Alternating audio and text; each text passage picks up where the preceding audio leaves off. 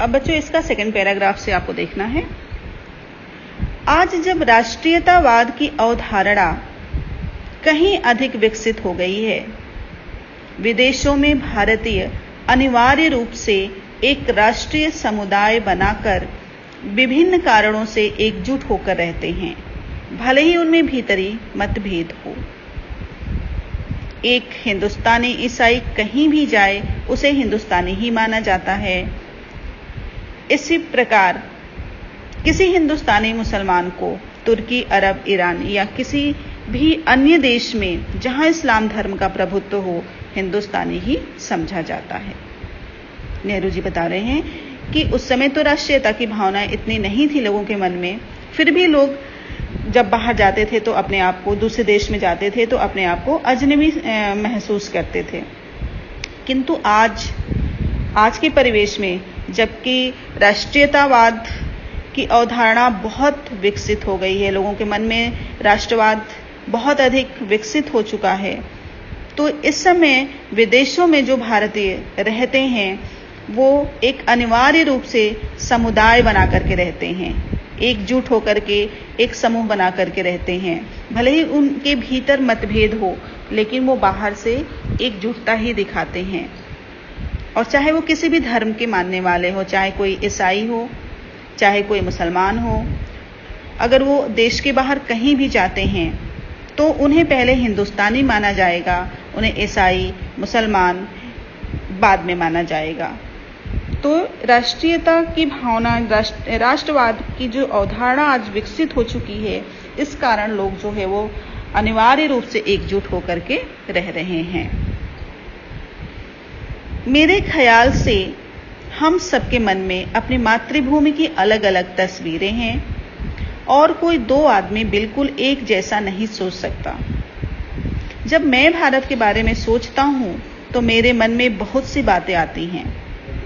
मैं सोचता हूं दूर दूर तक फैले मैदानों और उन पर बसे अनगिनत छोटे छोटे गांवों के बारे में, उन कस्बों और शहरों के बारे में, वर्षा ऋतु की उस जादुई बरसात के बारे में जो झुलसी हुई धरती में जीवन संचार करके उसे सहसा सौंदर्य और हरियाली के झिलमिलाते प्रसार में बदल देती है। विशाल नदियों और उनके बहते जल के बारे में, ठंड की चादर से लिपटे खैबर पास के बारे में, भारत के दक्षिणी सिरे के बारे में, लोगों के बारे में, व्यक्ति और समूह दोनों रूपों में, और सबसे ज्यादा बर्फ की टोपी पहने हिमालय के या वसंत ऋतु में कश्मीर की किसी पहाड़ी घाटी के बारे में जो नवजात फूलों से लदी होती है और जिसके बीच से कलकल खलखल करता झरना बहता है। हम अपनी पसंद की तस्वीर बनाते हैं और उसे सहेज कर रखते हैं। नेहरू जी बता रहे हैं कि लोग जब अपने देश के बारे में, अपनी मातृभूमि के बारे में सोचते हैं तो उनके मन में अपनी मातृभूमि की अलग अलग तस्वीरें होती हैं। सभी लोग एक जैसा नहीं सोच सकते हैं, किंतु लेखक कह रहे हैं कि मैं जब भारत के बारे में सोचता हूं तो मेरे मन में बहुत सारी बातें आती हैं।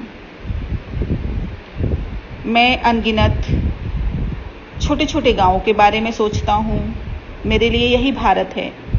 मैं उन दूर दूर तक फैले मैदानों के बारे में सोचता हूं, कस्बों और शहरों के बारे में सोचता हूं जहां जहां मैं गया हूं, वर्षा ऋतु की उस बरसात के बारे में सोचता हूं जो कि सूखी हुई धरती में जीवन देता है, जीवन का संचार करता है, उसको हरियाली में बदल देता है।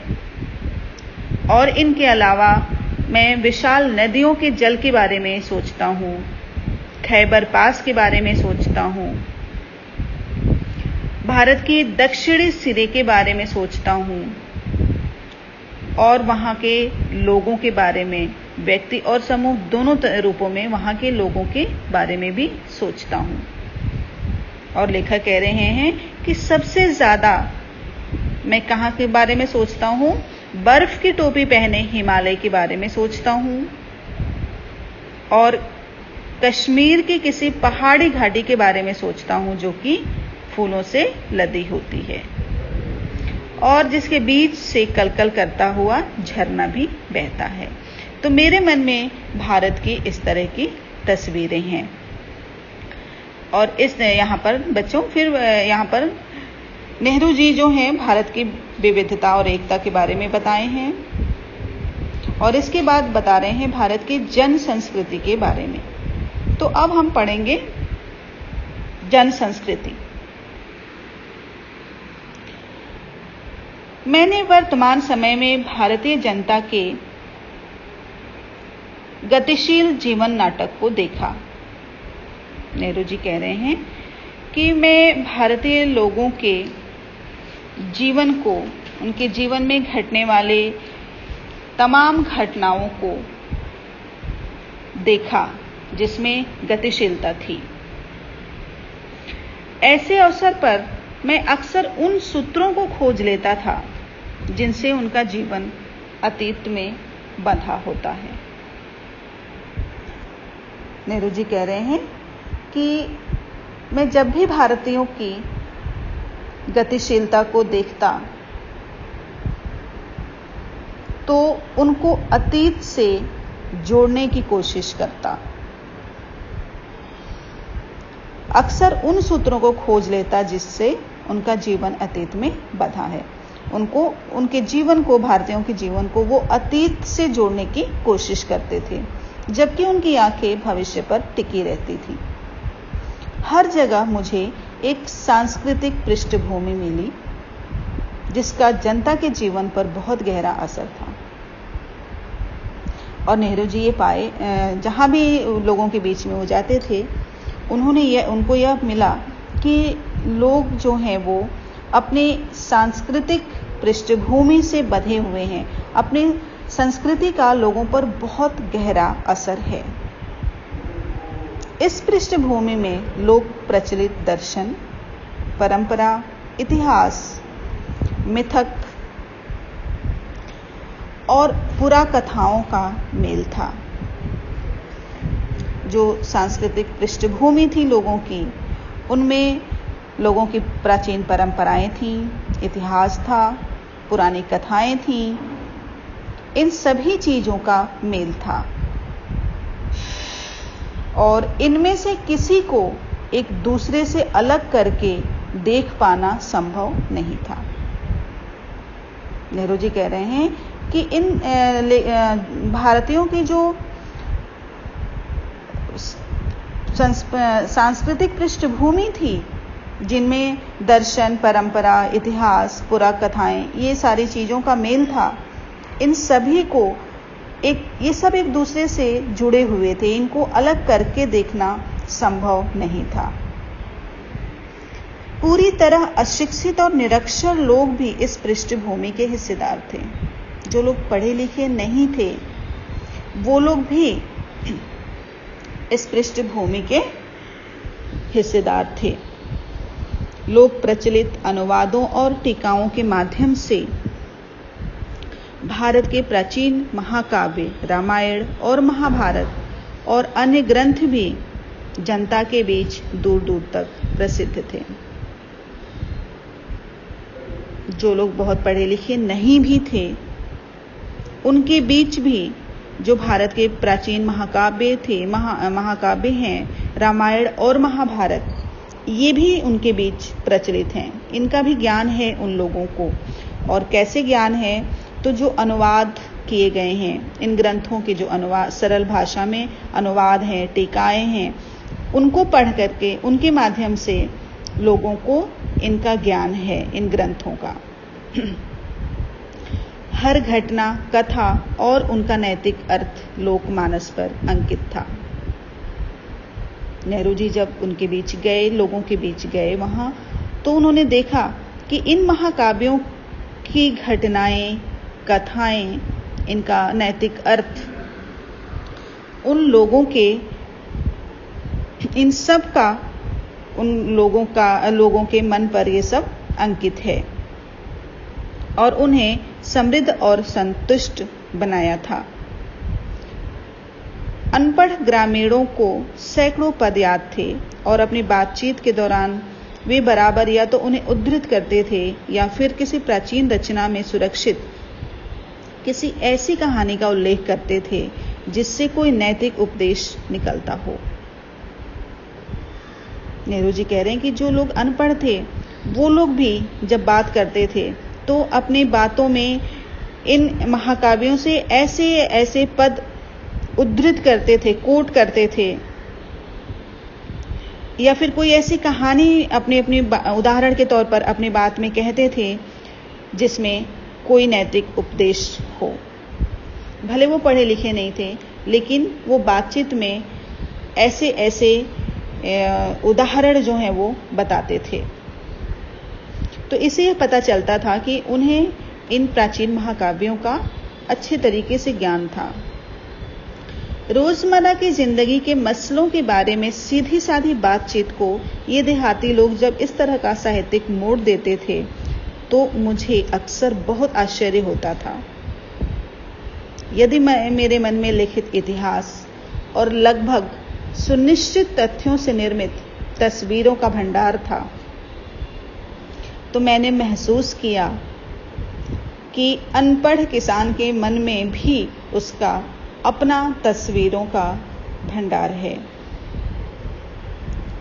यहाँ पर लेखक कह रहे हैं कि मुझे तो अपने इतिहास का ज्ञान था भली भांति, तो मेरे मन में तो सुनिश्चित तथ्य थे, इतिहास के तथ्य थे, लेकिन मैंने यह महसूस किया कि जो अनपढ़ किसान हैं उनके मन में भी अपनी तस्वीरें हैं,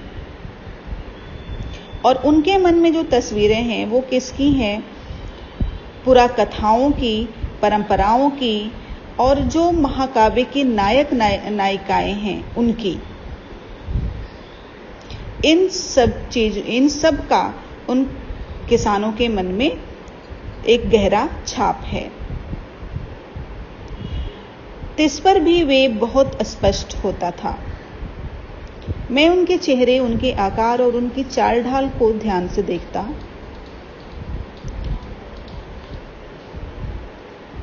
उनके बीच बहुत से संवेदनशील चेहरे, बलिष्ठ देह और सीधे साफ अवयवों वाले पुरुष दिखाई देते थे।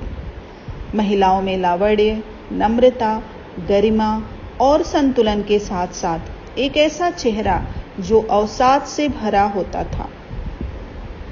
कभी कभी किसी देहाती रास्ते या गांव के बीच से गुजरते हुए मेरी नज़र किसी मनोहर पुरुष या सुंदर स्त्री पर पड़ती थी तो मैं विमुग्ध हो जाता। वे मुझे पुराने भित्ति चित्रों की याद दिलाते थे। मुझे इस बात से हैरत होती कि उन तमाम भयानक कष्टों के बावजूद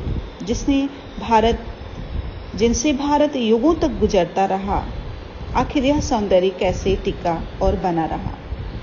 इन लोगों को साथ लेकर हम क्या नहीं कर सकते, बशर्ते इनके हालात बेहतर हों और इनके पास कुछ करने के ज़्यादा अवसर हों। लेखक बता रहे हैं कि जब भी मैं उन किसानों के चेहरे देखता, उनकी चाल ढाल देखता, तो मैं बहुत ही आश्चर्यचकित रह जाता।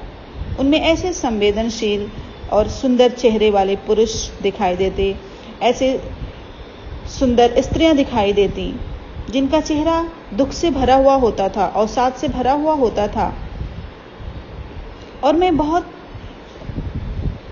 ही आश्चर्यचकित हो जाता था। उनको देखकर मुझे पुराने भित्ति चित्रों की याद आती थी जो दीवारों पर चित्र महिला और पुरुष के बने होते थे, और मैं सोचता कि इतने सारे भयानक कष्टों के बाद भी जिनसे ये गुजर रहे हैं, इनका यह सौंदर्य कैसे टिका हुआ है।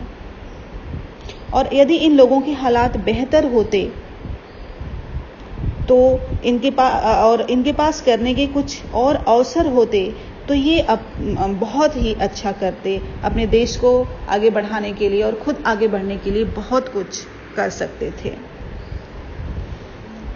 चारों ओर गरीबी और उससे पैदा होने वाली अनगिनत विपत्तियां फैली थीं और इसकी छाप हर माथे पर थी। उन लोगों के बीच में चारों ओर गरीबी थी, दुख था, विपत्तियां थीं। जिंदगी को कुचलकर विकृत और भयंकर रूप दे दिया गया था। उनका जीवन बहुत ही कष्टमय था।